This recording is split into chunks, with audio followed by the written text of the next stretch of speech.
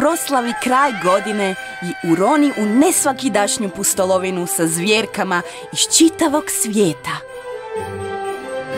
Dođi bliže, pogledaj. Svi čekaju Božić. Mali ris, pilence, ježić i tko je to?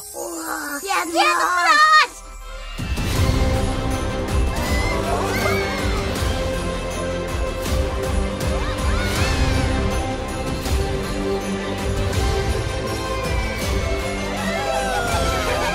Doživi basnoslovan Božić u ovoj magičnoj i čudesnoj prirodi. 5 čupavih božićnih priča. Distribucija Radar.